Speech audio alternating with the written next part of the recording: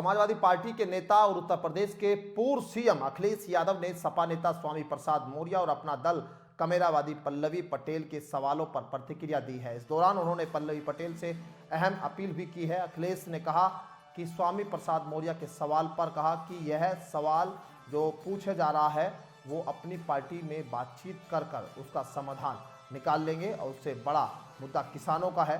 क्या कुछ कह रहे हैं, बस सुनिए।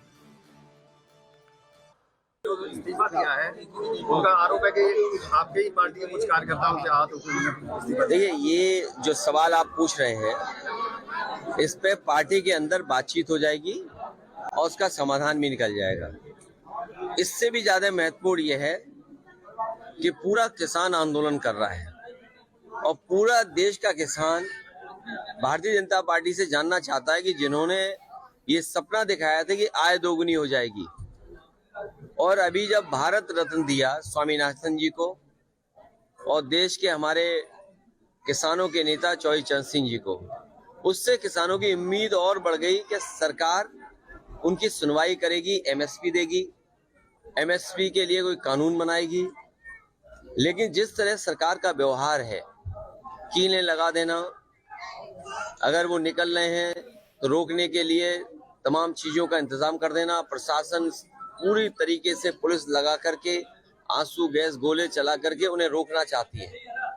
आखिरकार आप भारत रत्न एक तरफ दे रहे हैं और दूसरी तरफ किसानों को आप रोकना चाहते हैं, उनकी मांग नहीं मानना चाहते। आखिरकार भारतीय जनता पार्टी चाहती क्या है? जो लोग सपना दिखा रहे हैं कि 5 लाख ट्रिलियन डॉलर की इकोनॉमी बन जाएगी, सच्चाई ये है कि किसानों की आय दोगुनी अगर हो जाए तो आपकी 5 ट्रिलियन डॉलर नहीं, हो सकता है 10 ट्रिलियन डॉलर इकोनॉमी भी बन जाए। और जो लोग ये कहते हैं कि हमारी दुनिया में 5वीं अर्थव्यवस्था बन गई है, ये 5 से दूसरे नंबर में भी पहुंच सकती है अगर ये सरकार किसानों को एमएसपी दे दे और किसानों की आय दोगुनी कर दे। अध्यक्ष जी, कल पल्लवी पटेल ने कहा है कि पीडीए ने 3 लोगों का राज्यसभा टिकट घोषित किया, जिसमें जया अमिताभ बच्चन, आलोक रंजन और रामजीलाल सुमन जी। देखिए, क्या पीडीए का मतलब अल्पसंख्यक महिला नहीं हो सकती थी? क्या पीडीए का मतलब पिछड़ा महिला नहीं हो सकती थी? भारतीय जनता पार्टी से और भारतीय जनता पार्टी के लोग पीडीए से घबराए हुए हैं।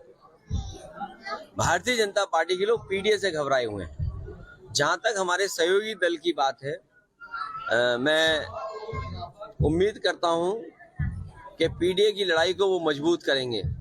और जहां तक पार्टी के निर्णय का सवाल है, आने वाले समय में तमाम सीटें आ रही हैं। अभी तो एमएलसी आना है, फिर राज्यसभा आना है, फिर एमएलसी आना है।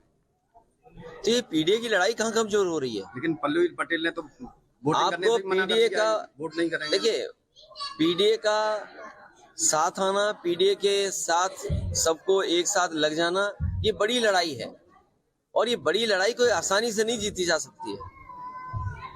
बड़ी लड़ाई में बहुत लोगों का साथ चाहिए होगा। पल्लवी पटेल कह रही हैं कि स्वामी प्रसाद मौर्य लगातार मेरे संपर्क में है। अरे कौन मायने निकाला जाए? अरे मैं तुम क्यों ऐसी बात कर रहे हो? अगला भारत रत्न किसी चैनल को भी मिलेगा।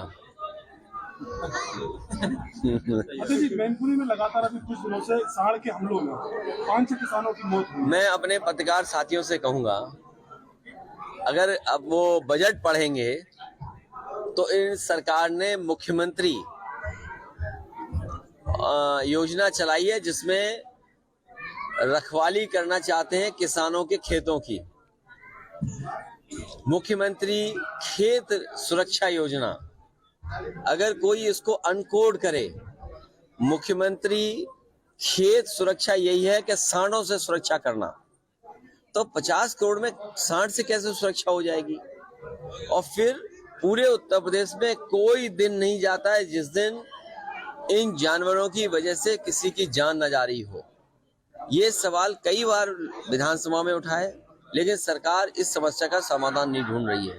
और तब नहीं ढूंढ रही जब देश के प्रधानमंत्री जी ने कहा था कि 15 दिन के अंदर छुट्टा जानवरों की समस्या का समाधान हो जाएगा। आप लोकसभा चुनाव कहाँ से लड़ने वाले हैं? आप कहाँ से लड़ने वाले हैं? बहुत जल्दी और सूची भी आ जाएगी आपके साथ।